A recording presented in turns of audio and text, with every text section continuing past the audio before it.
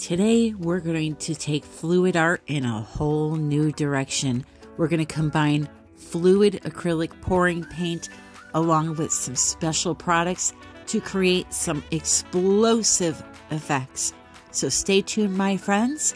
That's coming up next.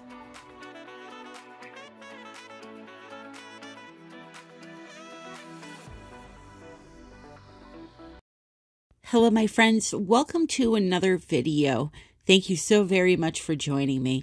So what I'm going to do today is I'm going to let you watch these special effects that I was able to create using some special products and acrylic pouring paints. And then what I will do is come in and show you step by step how to do them. As always, you can find information in the description of this video. And please consider subscribing, clicking the like button, and leaving a comment. Let me know what you think.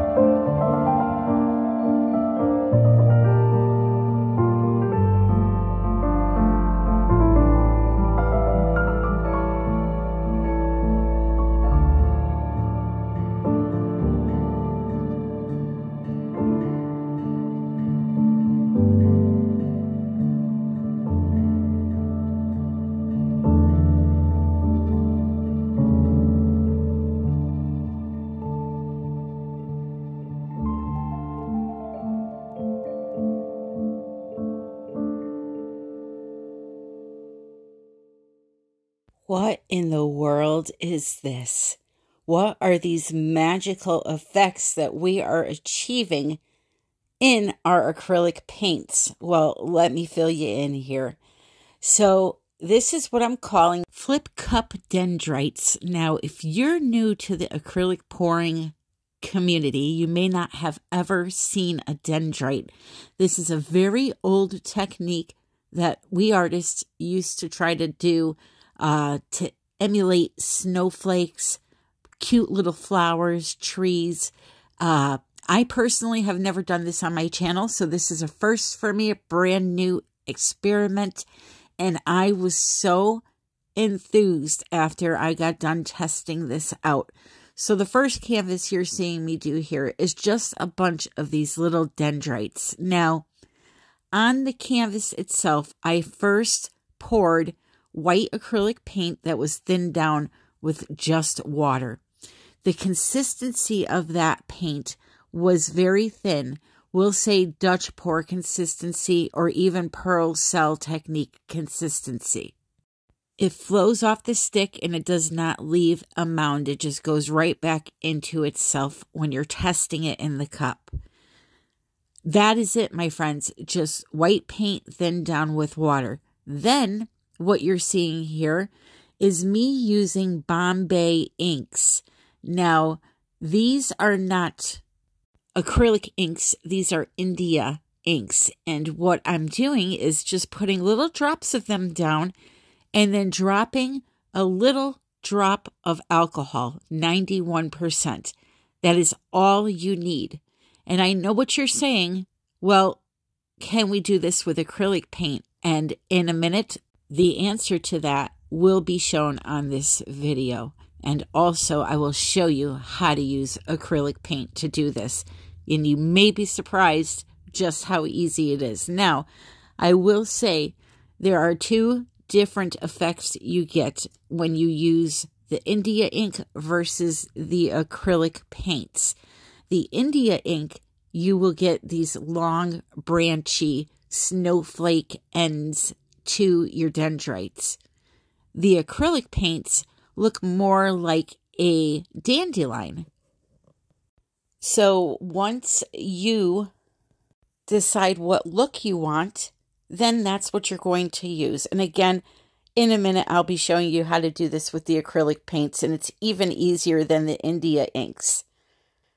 So I'm just dropping drops of alcohol on the top of this ink, and it's chemically reacting with the acrylic pour paint underneath, and it's creating these beautiful flowers. And now this is more of just a test, this canvas, because I wanted to show you just all the different ways you could combine the inks together and make different colors, and you can keep them more confined and smaller if you want. There's a flower here that I made, you'll see it in a minute, where I just put 1 drop of alcohol and let it do its job, and it worked beautifully. So it's going to be coming up right now, this little blue flower. Now, that looks just like a little flower. It's so cute. Anyway, I have done a second canvas. Again, this was just an experiment, this canvas, to show you how to create these. So again, acrylic pouring paint thinned with water. Make it very thin. Drop the ink into the wet paint and drop alcohol on top of it. It's that simple. So now let me show you how easy it is to do with an acrylic paint. Now again, you need the white paint thinned down with water, and I'm just showing you here how I thinned mine down. I used the standard Michaels acrylic paint, the Artist Loft brand, and covered the surface with water, mixed it in, and kept adding water until it got really, really thin. And I will show you that consistency here in a minute. Now, this recipe or this technique is all about chemistry. So using things like Floetrol or pouring medium in your paints may affect the outcome. I have not tested it enough, but you saw how thin it was there. Then I just took a few of these Bombay inks and I put a couple of drops of each color into a little jar, and then I just flipped it onto the wet paint surface, followed by the alcohol. If I wanted to add more color into the section, I came back in and put a few drops of color on top of the alcohol, and then again hit it with some more alcohol. So now let me show you with the acrylic paint. And you're going to want to use a very fluid paint. So this is High Flow Acrylic from Golden. Surprisingly, I did not even need to use alcohol to create a dendrite with this paint. It just started doing it automatically once it hit the wet paint surface. Look how cute that is. And what I did here was I added a few drops at a time and let it spread out. The thing with this technique is you have to be patient. Now, I have this sped up so that you can see the dendrites growing, but you really want to take your time and let them spread out. Now, you see I added a drop of alcohol to this, and it gave me an even more spectacular result. So you can create them with or without the alcohol, but you can notice the difference there. The dendrites are much tighter and smaller, and I'm going to control them by not going crazy and adding too much color. So I'm just taking a little dotting tool and dipping it in the paint and then dipping it into the center of the flower. We're going to call them flowers. This would make a spectacular painting all on its own without the alcohol. But watch this. This is sped up about 10 times, so it took about 4 minutes for this flower to fully form into what you see now. What do you think about that? I think it is so cute. So for my second painting, what I did was I added some color and I went around and created a few of these little fluffy flower balls. They remind me of dandelions, you know, when they expire and they turn into a little white puffy thing and you blow them in the air and you make a wish. That's the type of flower it reminds me of. But you can also use your paint and your inks on the same canvas if you want. Try experimenting. This flower here, I absolutely loved how it came out. And this is a good example of the difference between using the India inks and the acrylic paints. You can see the dendrites are more spread apart and more branch looking than the acrylic paint, but I liked combining both on one canvas. And as I said, control is everything with this technique. You have to take your time and you have to just be patient, let them spread out, because what will happen if you rush, you'll end up with huge dendrites that run into each other and, you know, they're all smushed together, like the first example that I did, just testing and showing you guys. So here are my flowers. Look at how cute those are.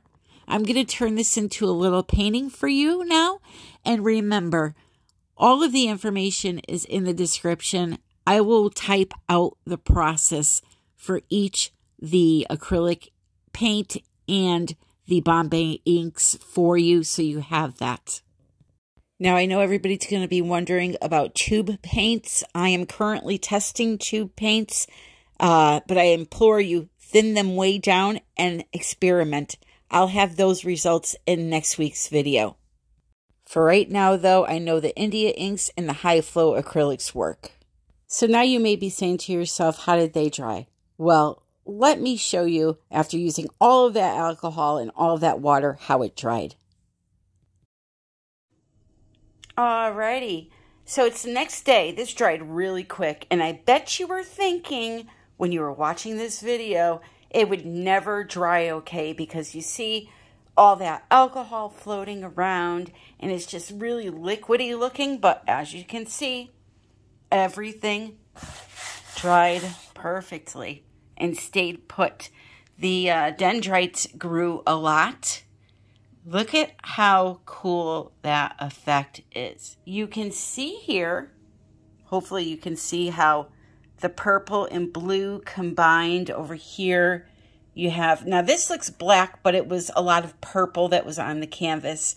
You can see how, if I could get really close here, right in here, like the colors will morph into each other and you'll get different colored branches. See, right here, how you have the purple and the blue coming in together. Here's a good example right here. All right, so yeah, that will happen too. Now it's up to you to come up with a piece of art that you like. as far as composition goes. I was just kind of plopping them on the canvas to teach you. Here, I put the flash on. You could see it better there, how it's like the dark and then the blue coming out of it. So they are multicolored dendrites. And it's just really a cool effect. See that one again? The flash helps a little bit. Got over here.